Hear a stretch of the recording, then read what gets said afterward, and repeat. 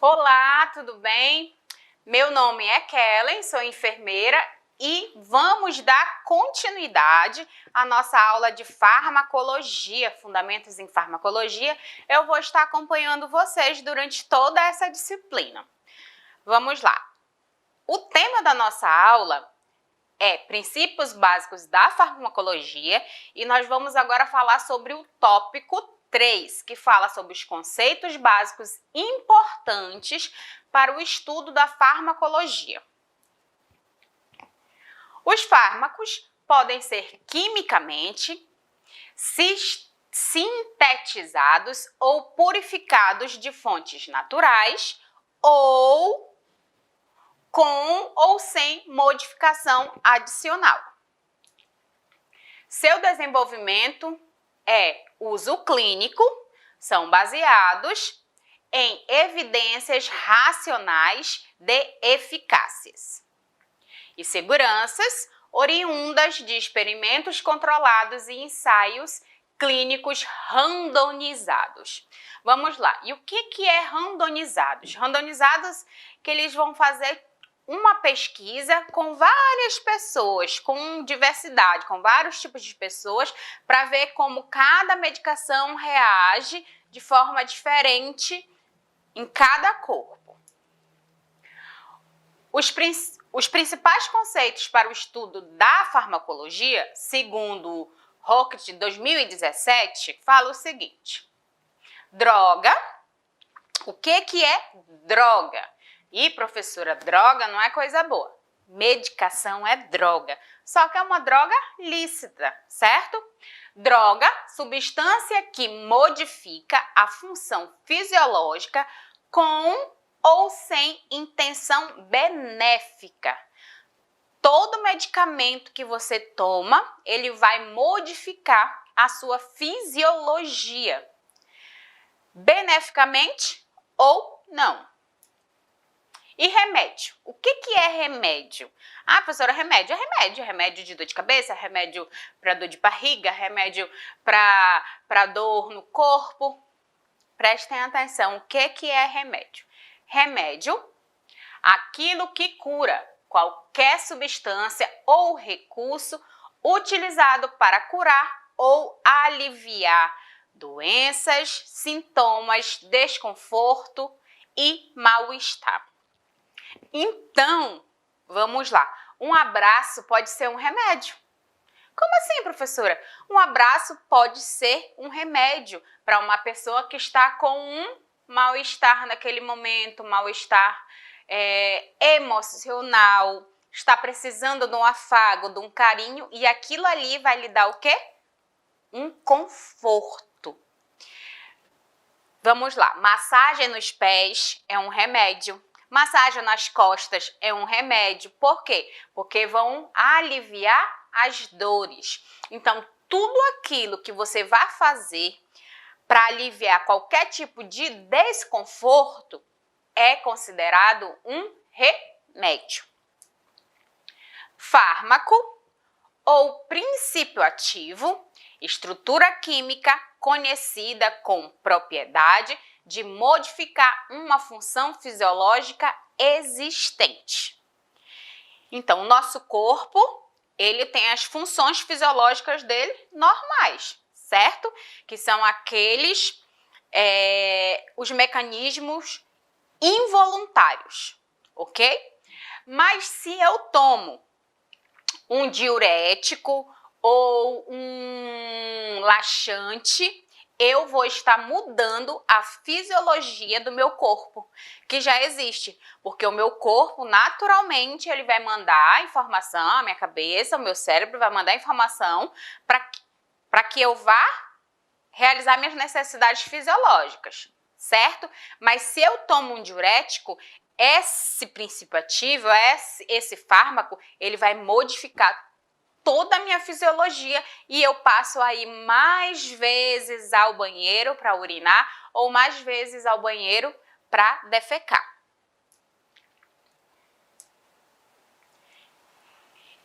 E ainda, só um minutinho, ainda falando sobre o princípio ativo. É a parte ativa do medicamento, aquela que é responsável pela ação não farmacológica. Existem os medicamentos que são os tratamentos farmacológicos e os não farmacológicos. A parte do medicamento, a parte ativa do medicamento, aquela que é responsável pela ação não farmacológica. Ok? Medicamento. O que é medicamento? Produto farmacêutico que contém um ou mais de um princípio ativo, fármaco, tecnicamente obtido ou elaborado. Sabemos que existe um medicamento que existe duas substâncias, mas qual é a finalidade dessa medicação? Com finalidade profilática, curativa, paliativa ou para fins de diagnóstico. Existem medicações que têm duas substâncias. Vamos lá. Vou dar um exemplo para vocês. Amoxicilina mais clavonato de potássio. Losartana mais hidroclorotiazida. Que tem medicação com duas substâncias. Que juntas elas agem para a profilaxia, a ação curativa ou paliativa. E o que é um placebo? Placebo é um medicamento simulado que não contém qualquer princípio ativo, que o paciente acredite ser verdadeiro. Então, ele vai tomar uma medicação, ou um comprimido, ou uma cápsula, ou uma drágia, ou até mesmo aerosol, ou inalar de alguma forma que ele acredite que seja verdadeiro. Que aí nós vamos trabalhar fazer outra pesquisa em relação à medicação. A resposta placebo tem forte efeito terapêutico. Produz efeitos benéficos significativos em cerca de 1/3 dos pacientes. Existem pacientes que são viciados em tomar medicação, certo? Então, quando o médico ele começa a observar, tá? Se não for para fim de pesquisa, que existe também, usamos placebo para fazer pesquisas para saber como age no corpo uma pessoa que está tomando aquela substância que é verdadeiramente ativa e a outra pessoa que está tomando só achando que está tomando a substância ativa. Mas quando nós temos um paciente que é um paciente hipocondríaco, que vive tomando medicação, que quer tomar medicação de todo jeito, se entende que ele precisa de medicamentos placebos para ele pensar que ele está tomando a medicação certa, verdadeira, com princípio ativo, só que lá não tem substância nenhuma. E aí, como é que ele passa a não ter mais dor, a melhorar o funcionamento dele fisiológico? Porque ele acredita. Então, a nossa cabeça, ela domina o resto do nosso corpo.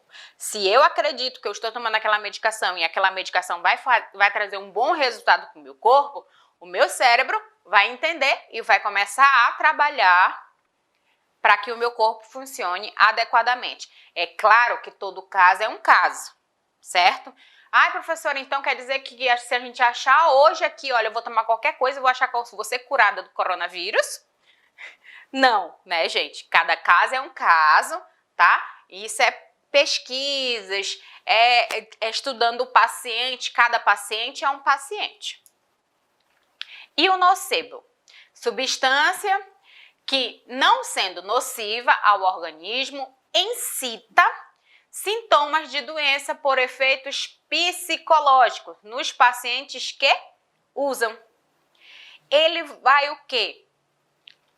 Fazer com que o paciente tenha sinais e sintomas de uma doença, mas não vai trazer malefício nenhum, porque ele é nocivo. E o efeito nocebo descreve os efeitos através dos medicamentos inertes, que são aqueles que estão ali paradinhos, sem ter nenhuma função. E o que são os efeitos colaterais? Geralmente, se a gente for ler as bulas dos medicamentos, ninguém toma mais remédio, porque é tanto efeito colateral que tá ali, né? Se a gente for colocar para dentro da nossa cabecinha, nós vamos sentir tudo. Mas o que é efeito colateral? Qualquer efeito não intencional de um produto farmacêutico que ocorra em doses normalmente utilizadas em humanos relacionados com propriedades farmacológicas do fármaco. O efeito colateral é um tipo de RAM. Vamos lá. Como assim, professora? Reação adversa ao medicamento. Abreviação para facilitar a nossa escrita na hora de preencher qualquer papelada lá quando nós estivermos trabalhando. Qualquer reação de medicamento previsível. Vamos lá. Uma reação que é muito comum do medicamento que é utilizado para tratamento ginecológico, para tratar verminoses, é o secnidazol. O secnidazol, ele é muito previsível que todas as pessoas que utilizam o secnidazol vão ficar com um gosto metálico na boca e vão ter aquele desconforto na hora de comer, né? Muitas das pessoas às vezes ficam com refluxo por conta da medicação e isso é uma RAM, uma reação adversa ao medicamento, mas é previsível, é normal por conta da medicação. E um evento adverso ou experiência adversa, o que é? Definidos como qualquer ocorrência desfavorável, passível de ocorrer enquanto o paciente está utilizando o medicamento, mas que não possui necessariamente relação casual com o medicamento, com o medicamento ou com o tratamento, ok? E interação medicamentosa. Isso é muito comum acontecer, tá? As pessoas, infelizmente, não conseguem ainda ter o padrão em relação a misturar medicamento, a ter o controle de não ter interação medicamentosa.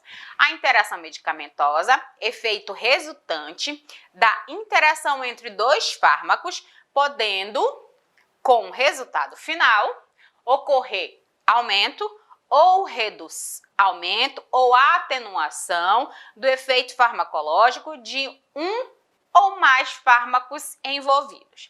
Sabemos que alguns tipos de antibióticos, se tomados junto com anticoncepcionais, cortam a eficácia do anticoncepcional.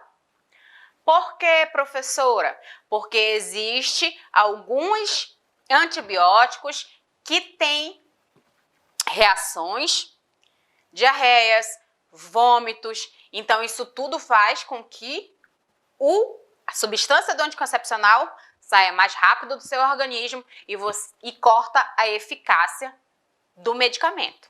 Então, muitas das vezes, nós aconselhamos que os clientes, durante o processo de estar usando X antibiótico, se estiver usando anticoncepcional, juntamente use o preservativo para não ter nenhuma surpresa lá na frente, né? E dose. O que é uma dose? É a quantidade de princípio ativo que é administrada de uma vez só. Então, vamos lá. Vamos aqui voltar a falar quando se escreve assim. O médico vai prescrever. Um tratamento ginecológico. Vamos lá, vamos falar aqui bem aqui da minha área da classe feminina. Quando nós vamos prescrever uma medicação para uma cliente, nós vamos escrever assim: Nistantina, creme vaginal, 7 dias, utilizar durante a noite, canal vaginal. Aí nós colocamos fluconazol, comprimido, 150 miligramas, dose única casal. Entende-se que ele só precisa tomar 150 miligramas daquele comprimido de uma vez só. E não precisa repetir. Então, é uma dose certa, que vai ser administrada uma única vez. E posologia. Lá na posologia é onde nós vamos saber como funciona a medicação, não é isso? Posologia determina a forma de uso do medicamento, deve incluir dose, os intervalos de administração, o período total durante o qual o medicamento deve ser utilizado.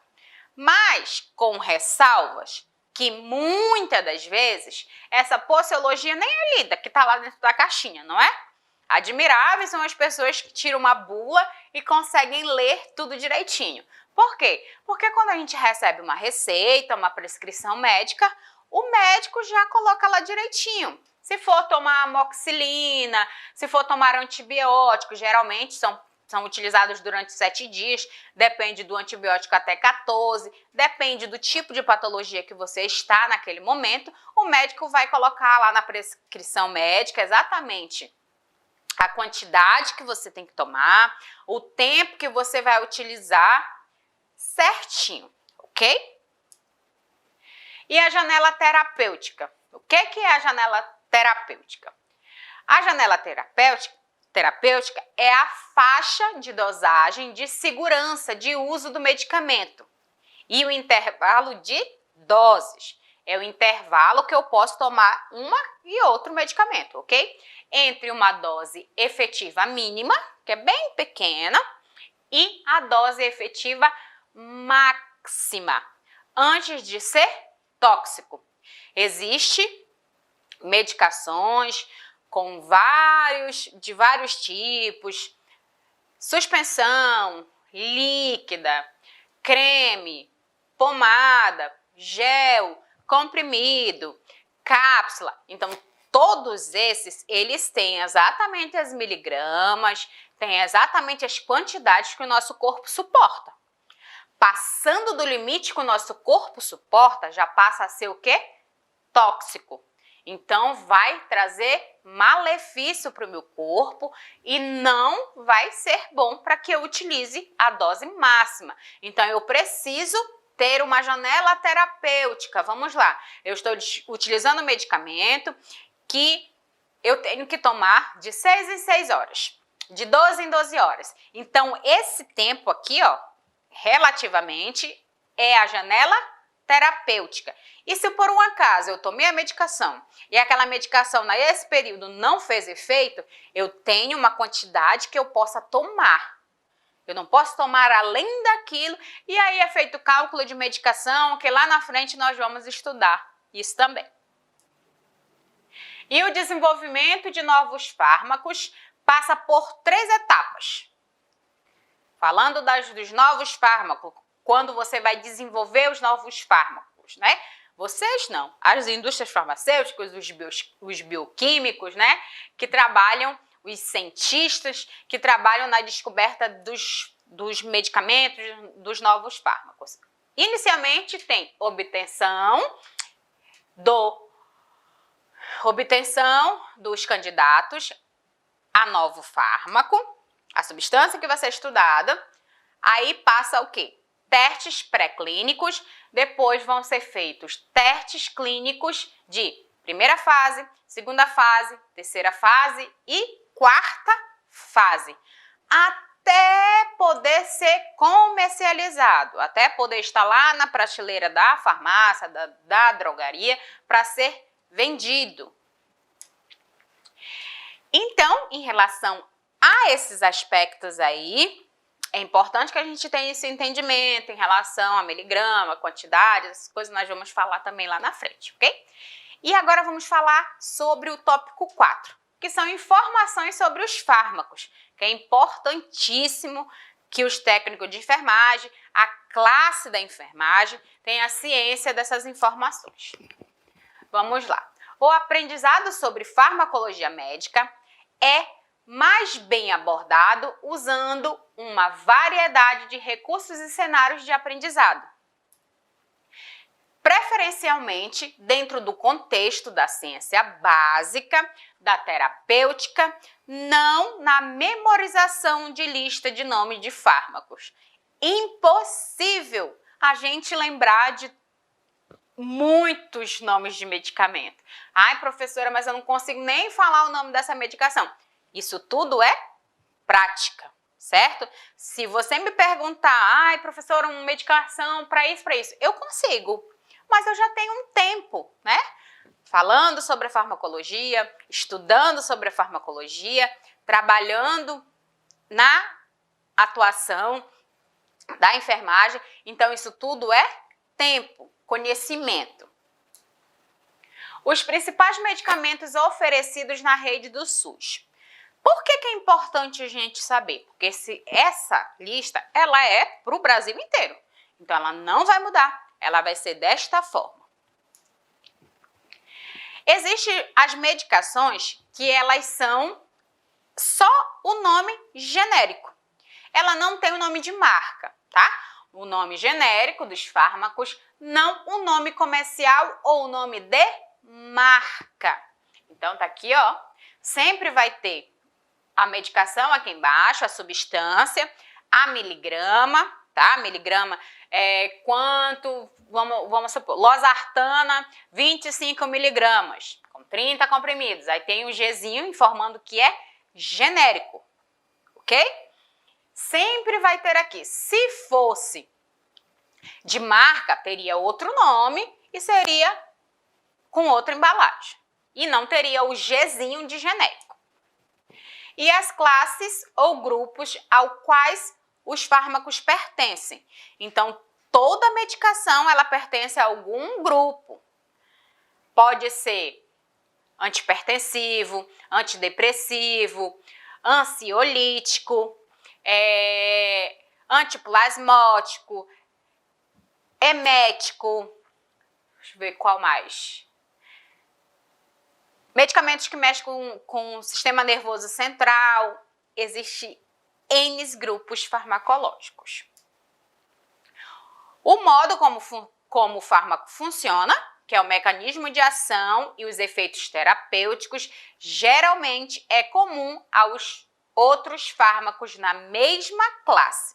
Então, assim, todos os medicamentos que mexem com o sistema nervoso central, que tem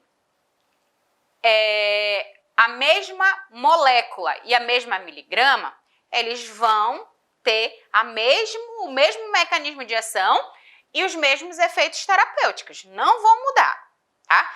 Se tem a mesma miligrama, a mesma molécula, vai ser da mesma forma. Mesmo que o nome lá seja diferente, mas a molécula é igual. Então, vai ter os mesmos efeitos terapêuticos e vai ter o mesmo mecanismo de ação. As principais razões clínicas para usar o fármaco são indicações, claro. As razões pelas quais os fármacos não devem ser usados em situações particulares são o quê? As contraindicações.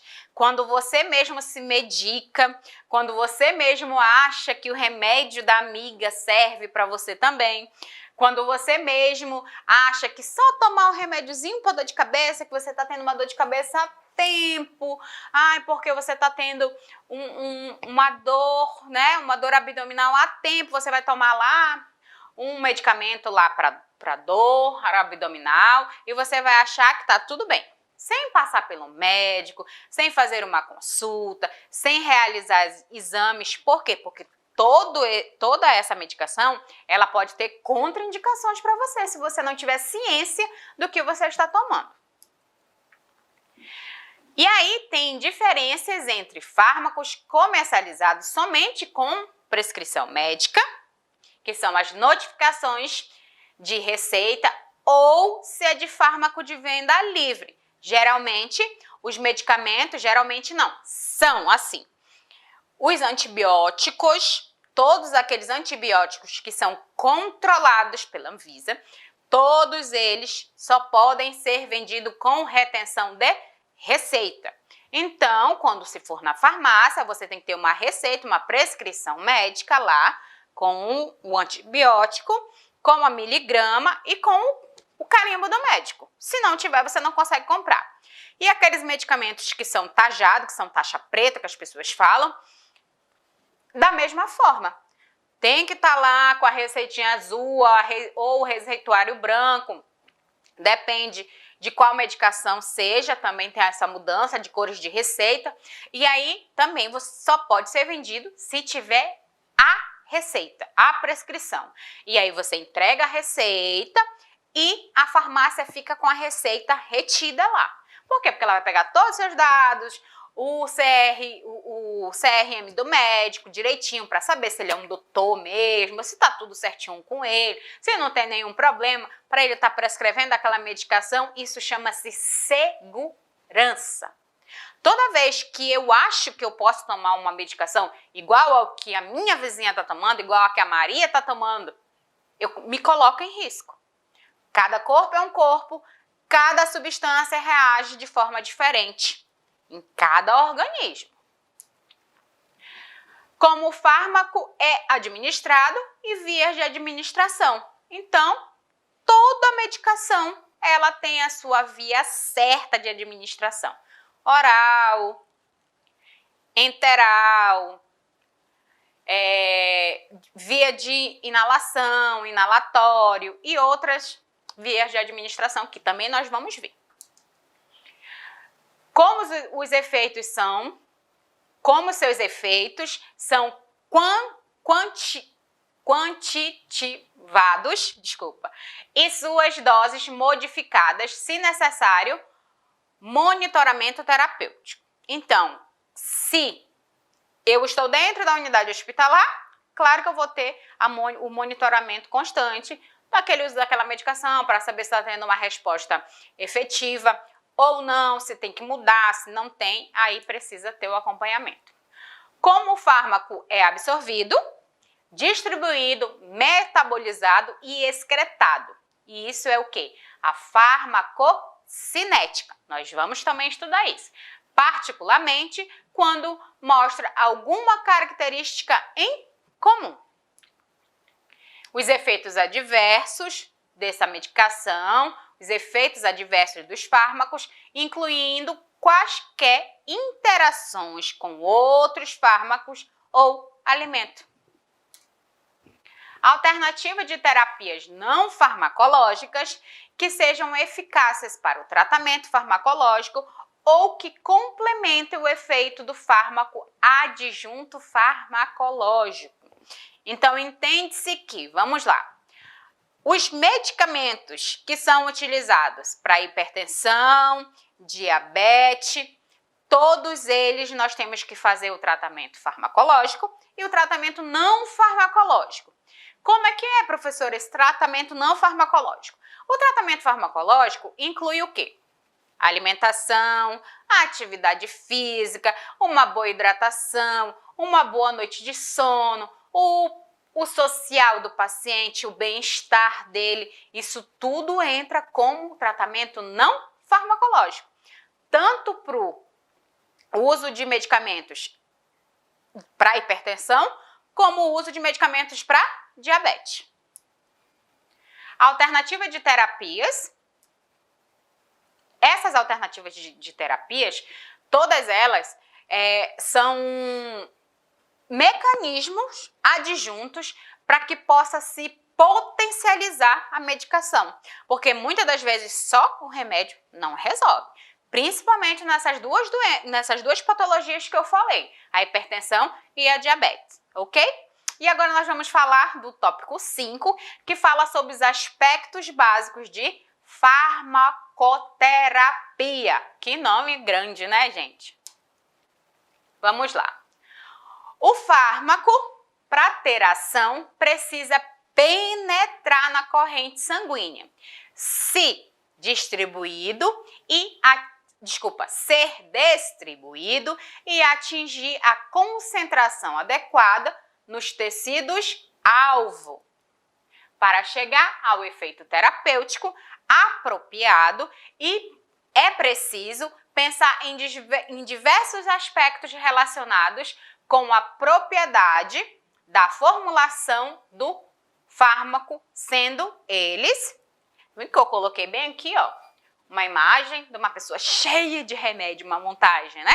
Porque é assim que acontece quando nós estamos. Quando nós estamos utilizando qualquer medicamento, o medicamento ele fica, ó, rodando no nosso corpo constantemente. E para isso, ó, vamos lá. A propriedade de formulação dos fármacos, sendo eles, quais são essas propriedades? São o quê? Miligramas, tamanho do soluto, especientes, desintegração, a dissolução de comprimidos, todos eles precisam trabalhar num comum. Tipo de absorção, tá? Como é que vai ser absorvido? Se vai ser intestinal, dérmica, subcutânea ou intramuscular. E aí eu coloquei uma imagenzinha aqui para vocês observarem. Aí aqui, ó. Aqui tem uma seringazinha, então indica que foi ou intramuscular, ou subcutânea, ou intradérmica. Só sei que é uma via mais rápida de absorção, certo? E aí ele vai ser distribuído aqui, ó. A distribuição vai pro fígado, pro pulmão, pro coração e pro rim. Pode distribuir entre os dois. E a metabolização dele, ó, vai ser juntamente aqui, ó. A metabolização vai ser no fígado, no pulmão, no coração e no rim. E geralmente excretado pelo rim. Grande maioria da medicação ela é excretada, na urina. Algumas também saem na fezes, outras saem nos poros, certo? Quem já tomou antibióticos fortes mesmo, sabe que a gente às vezes transpira o cheiro da medicação. E a excreção dos medicamentos, como é que vai ser feita essa excreção? Os fármacos podem ser eliminados por biotransformação ou excreção, passando na maioria por ambos, tanto pela biotransformação e pela excreção, os dois processos. A excreção é a passagem dos fármacos da circulação sanguínea para o meio externo. Então, sai da nossa corrente sanguínea e vai para fora, o meio externo. Os órgãos que excretam incluem rins, pulmões, suor, glândulas, lágrimas, salivares e mamárias. Então, todos esses órgãos, eles excretam também essa medicação. É por isso que as mulheres que amamentam têm que ter um cuidado redobrado a hora que for utilizar qualquer medicação, porque passa para o bebê. Enquanto ela está amamentando, que o Ministério da Saúde fala que é aleitamento materno exclusivo até o 6º mês. Até o 6º mês, e enquanto a criança quiser, enquanto a mãe quiser amamentar e a criança quiser amamentar, ela vai amamentar o seu filho. Se quiser amamentar até 5 anos, pode amamentar, mas nesse processo de amamentação, ela tem que ter um cuidado redobrado com a medicação que ela estiver utilizando, porque vai passar para a corrente sanguínea do bebê. E também ele também pode ser feito através da excreção de fezes e secreção biliar. Entre todos, os rins têm maior importância na função excretora. É por isso que quando nós estamos tomando antibiótico, qualquer medicação que é muito forte, certo, para o nosso organismo, pede-se que o paciente faça uma ingesta hídrica muito maior do que o normal, para que toda aquela substância, toda aquela medicação saia do corpo dele e vá limpando. Porque, claro, que existem medicações que você precisa tomar diariamente, certo? Aquelas medicações que são as doses de manutenção. como doenças crônicas, pessoas que são deprimidas, anticoncepcionais, em comprimido, você precisa tomar todos os dias, não é? Mas existe medicação que você toma por um curto período, mas que se você não fazer uma boa ingesta de líquido, pode ficar um tempo no seu corpo. Então, é importante que faça, que o medicamento haja naquele período que ele precisa agir e depois a gente consiga excretar ele do nosso corpo. Os mecanismos fisiológicos para a excreção de fármacos são filtração glomerular, excreção tubular e reabsorção tubular passiva. Todos esses são meios de excreção.